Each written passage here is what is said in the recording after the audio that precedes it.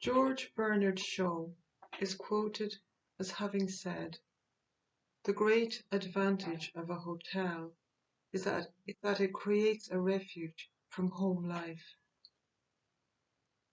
Last week, I drove between the tall, black, wrought iron gates of the Castle Arch Hotel in Trim into an empty car park.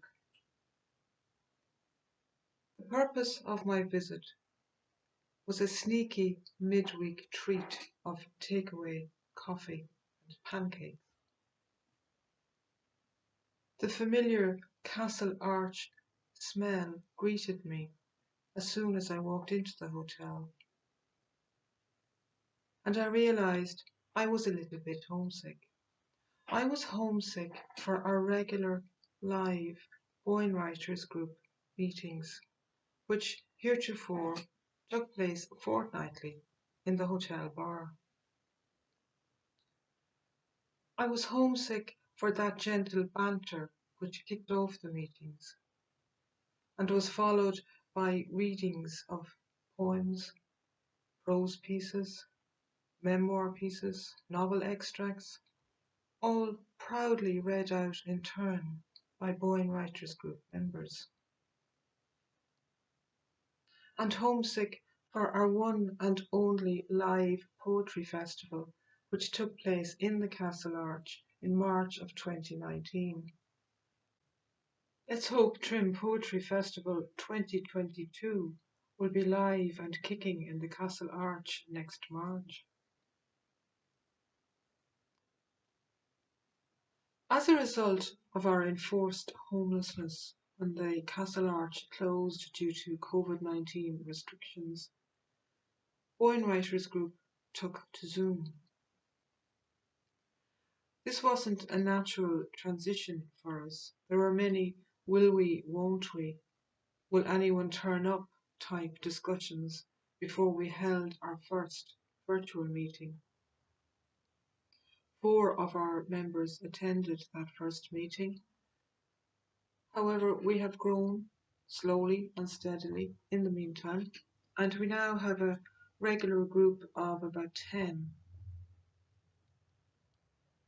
And not only have we moved online, Boyne Writers Group has flourished in the process. We launched Boyneberry's 28 The COVID Issue online. This is our second online poetry festival. Through our regular online Zoom meetings, we have put together several submissions to the Meath Chronicle. And later, Orla will introduce our Insta Poetry competition, which we are running on Instagram in conjunction with National Poetry Day, which falls on April the 29th. So while we may yearn for a return to live meetings, Boyne Writers Group will push on. Despite any catastrophes the world might throw at us. A few of our steadfast members will read for you today. We have poetry, prose, and a novel extract. I hope you enjoy.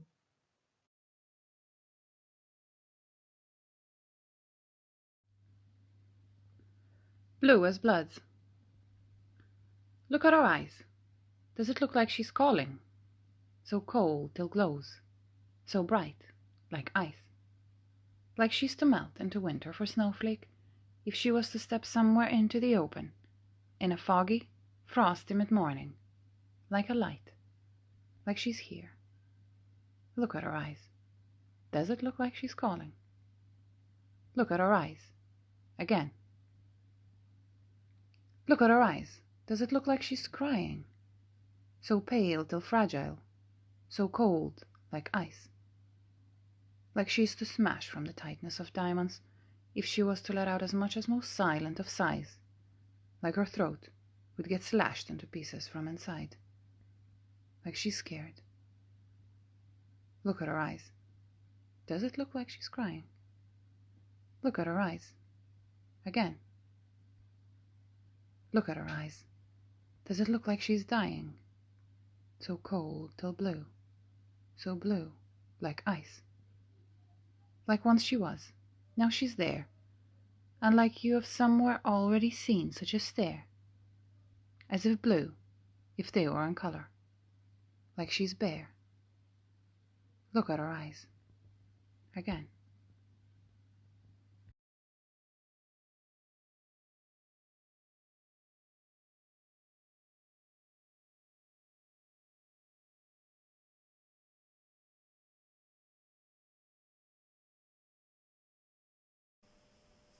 During the War of Independence, the police barracks at Ballymote kept in contact with the Army detachment in Boyle, County Roscommon, just across the Curlew Mountains, by carrier pigeon. Twice a week, a Ford car was sent from Boyle to Ballymote with a hamper of pigeons to be used to send messages. Towards the end of June 1921, just before the truce actually, one of these cars was ambushed by the IRA on the Curlew Mountains. So I wrote this poem about it in the voice of the pigeons.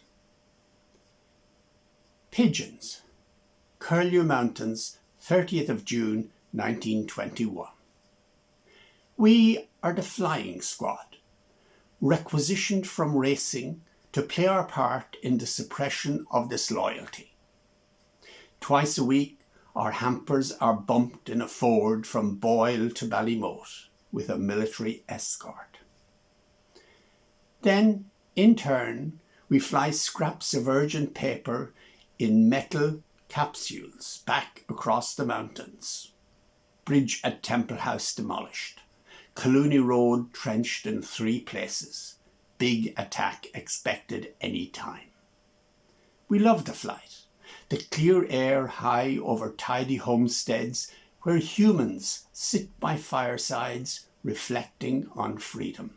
The westerlies driving us on over brown blanket bog and red sandstone outcrops to the welcome in the familiar loft. No danger, except the odd hen harrier and that hill farmer who kept his shotgun and takes us for wood pigeons. But today, somewhere on a twisting road in the bleak heather, they ambush us, shoot out the engine. Our meek escorts surrender, and the victors set the car alight, throw open our hamper lid, fire on us.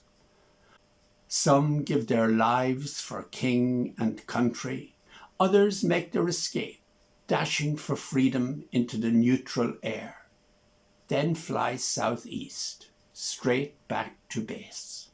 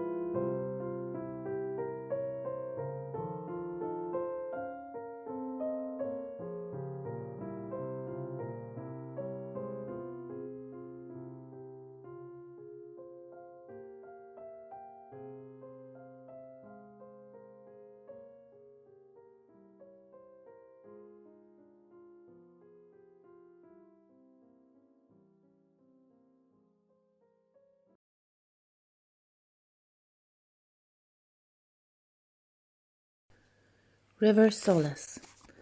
Got a flint knife and obsidian. Flakes of feldspar under my nails. COVID blues in my lungs, dragging my feet, half a brain. Riverdale blesses a gift. Do everything through me.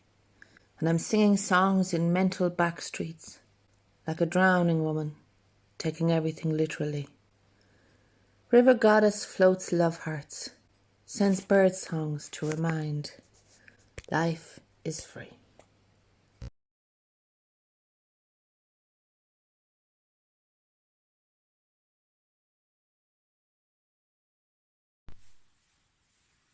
Sun and rain. Beneath a dry awning, I sip Caf Amalfi, eat tuna salad, safe from the sun. The notebook lies open, prey to my scribbles, words like strangers lost on the page. A sudden sky opening, a scurry of ants to the cafe shelter as if hunger called.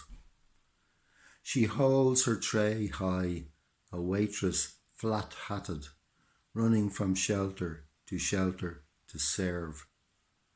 The scratch of a feather, the flow of a pen, a calling down lifetimes, a searching for words.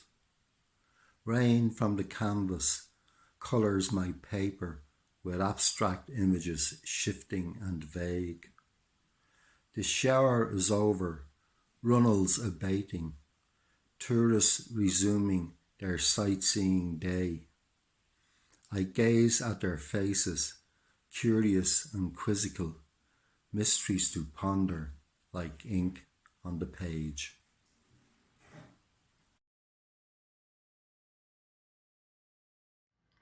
I took a walk down memory lane, visiting the beauty he created, laboured with sweat and love, his love of nature evident. Happy to work the soil. The water pond brought tranquillity.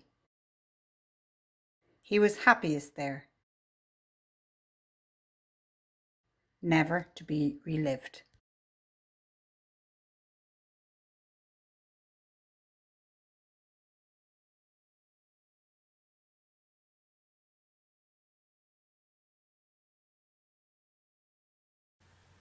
Clooney Street, 1904. Sinead MacDevitt. Only a whisper is barely heard from O'Connell Street. Sabbath breaks by the floors that creak. The dawn that blankets the county in its slumber numbs the neighbouring streets to the rattle of doors. All is happening before the chime from St. John's. What not and clothing piled onto carts. Spoons and matzo, the menorah and cups. Kosher kitchen is wheeled out forever. People stare and turn away from Mr. Levy's glare. Their footsteps shadow the mutters in Yiddish. One pair of eyes that sees toddlers on shoulders now weeps the tears of the Shannon. Through the thickening fog that opaques our city, silhouettes of prayer shawls, skull caps, and the Star of David fade through Limerick, with a whine on the bosom of the nameless. The muting of the synagogue, the beginning of our ghetto, the destruction of the Talmud, the endurance of our cross, the flight of the peddlers, the start of the fast, the death of the shtetl, the birth of Wolf Tone Street.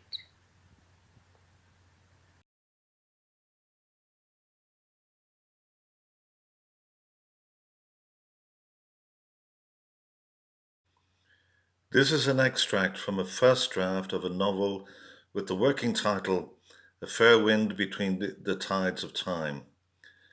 It is 1803.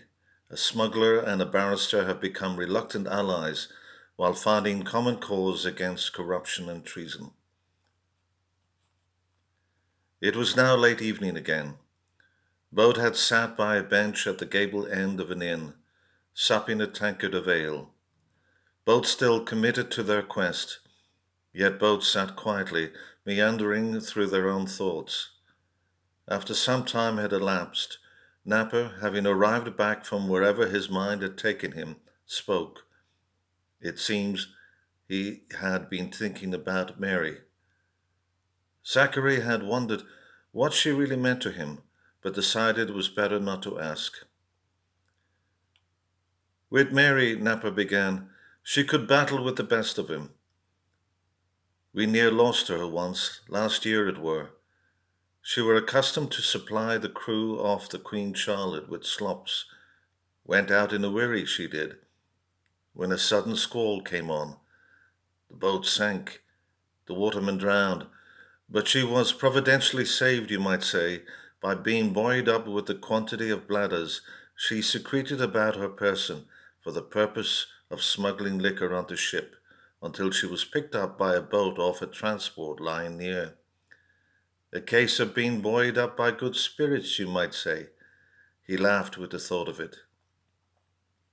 You convey this lifestyle, reacted Zachary, as if it were a children's tale, as if you were all endearing, warm-hearted characters that are a little mischievous at times, but otherwise good-natured. Yet property is destroyed, burnt down, people are beaten, stabbed, shot, murdered. Well, look at it this way, dismissed Napper. If it weren't for people like us, where would you lot be? What? Zachary grasped, leaving his mouth open. Nah, don't tell me crime don't pay. You lot make more money out of our villainy than we do. For pity's sake, Zachary turned and looked away. Aye, think on it. Turning back, Zachary declared, we are all subject to the law if we engage in villainous behavior. Ha! Napper was becoming more animated. Listen to yourself. Like the likes of you ever end up swinging at the end of rope. Well, would you? Zachary could only offer a dismissive growl in response. Yeah, Napper resumed, or to be manacled in the bowels of some ship when transported off to the Indies, to work as a slave on some plantation that turns out to be owned by the judge who sent you there in the first place. This is unwarranted. You know what I'm saying is true. I ask again, if it weren't for our crime, where would you lot be? Zachary appeared to be about to speak, but just gulped air instead. Aha, exactly, Napper slapped the table for emphasis. You'd be on the mercy of the parish, wouldn't you? Are you really suggesting, Napper asked, looking dumbfounded, that we should be grateful that you and your brethren engage in crime? Well, it's what puts meat on your plate and wine in your cup when your lot put us on trial. Good God, Zachary replied more to himself as he looked away. Yeah, Napper continued, seemingly enjoying the moment. And do we free traders receive even the slightest smidgen of gratitude from you lot? Nah, ungrateful swines. Lord, give me strength. This is not a clever argument. It is a deviant. You see him, Napper suddenly announced, leaping up. Where? Asked Zachary, standing up, but not having any idea as to where and upon what he should cast his eyes. There, replied an impatient Napper, pointing. He's crossing over open land from the Dover road, but now makes his way down the coast. It must be on, I tell thee. There's a run on tonight. On this I'll trust your judgment, affirmed Zachary. They rose from their wooden bench as Napper grabbed his ditty bag, made of canvas, which he had taken to carrying across his shoulders wherever he went. He had explained to Zachary that he travelled light in case he should have to travel fast. Napper had smiled and shook his head when Zachary had initially bribed the innkeeper to ensure his own bag's safety and that he would pay further at the point of leaving were he to discover he still had everything he arrived with. We'll keep our distance, advised Napper. Remember, the wind's behind us, so sound can sail on it. Zachary considered, as he tried to keep up, how he was truly a fish out of water. He could, he convinced himself, as he followed Napper, understand the answers once they were explained to him, but it unnerved him to realize how much he never recognized the need to ask the question in the first place, of so much that appeared obvious to Napper. Like it or not, he was now Napper's apprentice. This poem was written during the first lockdown of 2020. It's called Vamoose. In lockdown and stumbling upon my abandoned Hi Nelly, I unweave her from the clutch of cobwebbed cupboards huddled in the back of the barn my father built. My dame in rusted plate, in perished tires, in brakes locked in their own frozen time. I settle on her dusty seat, and she succors me, like she did back in the day, back in a time when as one we journeyed free. I will mend her, and then I will hold her tight, and then we will vamoose. We will cut ourselves loose from COVID's damned blight.